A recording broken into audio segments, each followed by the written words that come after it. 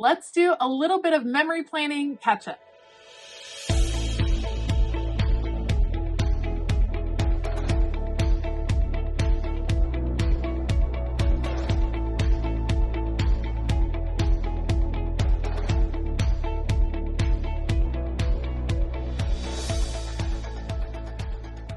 Hey y'all, I'm Elisa, the Scrappy Wife behind ScrappyWife.com. Today we're playing catch up in my memory planning. I am doing memory planning within my catch-all planner this year, just a double page layout at the end of each month. And so today we're going to do October and November and get all caught up. So we got some Halloween paper, we got some fall, it's ready to go. Got my photos. I'm going to put you all on fast forward. This should be simple and easy. Let's go. All right, let's start off with October memory keeping. Obviously, I have some pictures of Halloween, of trick-or-treating, and that is what we are going to document today. For the October spread, I'm going to use a collection from Photoplay. I love the kind of capsule collections that you can get from Photoplay. They have everything you need in one set. You get papers, you often get cut apart cards, you get cardstock stickers. They just kind of put it all together. And especially as someone that does a minimal amount of memory keeping or scrapbooking, I just like to include it in my planner. These sets happen to be really conducive to that because you don't get a lot of extra stuff that you're not going to use. I'm wanting to try a different style on this page, and I've seen a couple of people do it. It's what I'm going to call block collage, and you all might have a better name for it. It's somewhat like a grid collage. It's what I want to do is bring in different pieces of paper, different cards, different photos, and fit them all together, not in a perfect grid that's divided evenly, but to where all of the pieces kind of just allow for, I don't know, allow them to fit together. You'll kind of see what I mean. So for instance, I have this bottom card in the corner, I have a photo, and then I have a small strip of paper up at the top. All that don't necessarily overlap, but fit nicely on the page in kind of a block formation. And I saw this done. It may have been on Instagram. I find it very intriguing. I think for my brain, a brain that likes things to be very organized and very linear, this really speaks to me a lot. And I saw someone doing it in almost like a junk journal style. They were collecting bits and pieces of random things like you would for junk journaling, but then kind of figuring out how they could fit together. And I thought, man, that would be a fun project to just collect those little pieces, keep it in a separate book where you're creating these block layouts. And so I decided, well, I'm going to experiment with what it's like to put together one of these in this section of my memory keeping. So you'll see the way I did that was I started with my photos and the biggest cards. It's kind of going to be similar to how I work all my other memory keeping, which is you start with the biggest elements and then work to the smallest. So I have the biggest elements in place, and now I'm just experimenting with scraps of paper to figure out how I can cut them to make them fit in a particular spot. I could definitely pull out a ruler. That would certainly work, but I was being a little lazy. We're going to guess. We're going to try to figure out how everything fits in. I'm just taking my best guess at making this work. I obviously have my Fiskars paper cutter. I highly recommend this paper cutter. Yes, it's a little bit expensive. It's pretty big and bulky, but it does such a fabulous job. So I'm going to use that to fill in a few of these spots. You can see it's like trial, back and forth, trying to see where everything will go, how it'll all fit in. But eventually it comes together, and it feels almost like a throwback to an old school scrapbook album where you would have photos perfectly lined up, perhaps a little bit of journaling, but where everything was kind of in its block. That's what it feels like, except that now you're getting to incorporate more colors and seasonal themes and things like that, which I think adds a little bit of spark of interest. Now, it was, like I said, a little bit of trial and error trying to figure out what will fit where, and then making sure I keep a spot for journaling as well. So I'm keeping all of that in mind. My question is, if you were to do this style throughout a whole journal or through an album, would it get too repetitive. For me, I find a lot of comfort in the repetition. That might be a little bit of my little bit of OCD tendencies. So I like the repetition. I like when things are lined up. But I'm wondering what you all think. Would it get too repetitive, or is this kind of a style that you could get behind? I think for people that are just beginning in memory keeping, this is a lot less overwhelming than trying to come up with brand new layouts each and every time. Just fitting things together in a grid style just makes sense in this way. So I'm getting things put down on the paper now. Again, where is this happening in my planner? This is at the end of 1 month to the beginning of the next month. So I do this at the end of October, and then later on in this video, you'll see me do the end of November as well. And then I will pop it into my catch-all planner that I will keep as a keepsake at the end of the year, and you'll get to see the whole thing all put together. All right, once those main elements are there, now I'm going to play with stickers. And stickers, I'm going to give myself permission to bust out of the grid. So for instance, we'll do this cauldron right here. It breaks up the grid, which I think adds almost an extra focal point to where that is, because it's breaking up where all of the lines are. Some of these fit perfectly within the squares. Some of them are going to overlap squares. And I think, like I said, it brings some extra attention to those elements, which is kind of a cool way to feature them, as opposed to creating the traditional clusters that I would normally work with.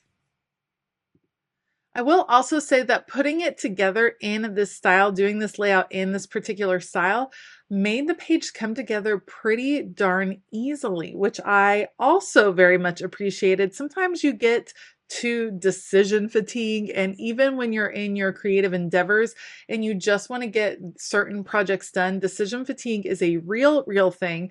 So having some of that decision making done for you, in that you know you want things to line up, that makes it a little bit easier to decide what to work with.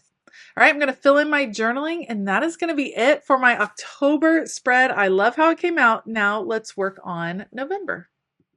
Now, same beginning process for November. I'm going to cut down my photos, and then we're going to start with some larger blocks. I ended up not doing the same type of block layout on this particular spread. I changed it up just a little bit, but I still use the blocks as a basis to build on top of for the rest of the page.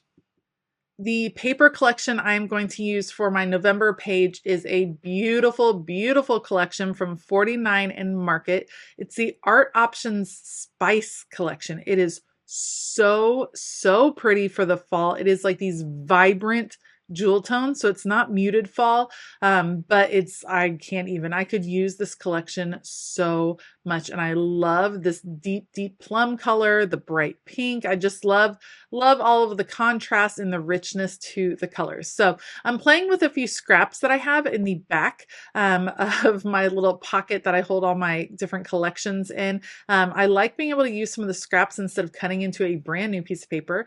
And I'm going to see what I can figure out, what I can make work. I really wanted to bring in this orange piece with the florals on it, and then in the end I just couldn't make it work. I decided, you know what, I'm going to bring in the orange pop in a different way. That was just too much of a focal point for me, and I really wanted the focal points to be the photos.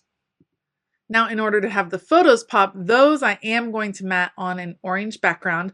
These are just kind of some random photos from the month of November. It's marking the end of baseball season, the end of soccer season, and then a fun little family breakfast at Dunkin' Donuts, one of our favorite treats as a family. So a few pictures from the month, and I'm just going to spread those out. Again, we're going to kind of go in a block formation instead of creating the clusters with the photos. We'll give each photo its own space, and then what I will do is create clusters around those photos.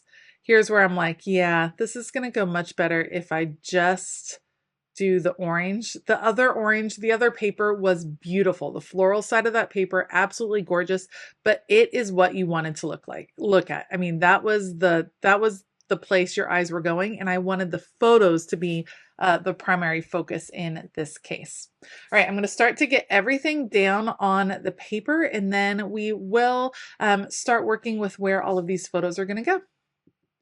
Whenever you are working with your memory planning, please keep in mind that you do want to have a place to do journaling. That's really important with memory keeping. You always think that you're going to remember the story behind photos, and then sometimes you don't. Life gets a little crazy. So I always keep in mind that I do want a place to write on these pages. If you want to type, that's totally fine too. It's whatever works for you.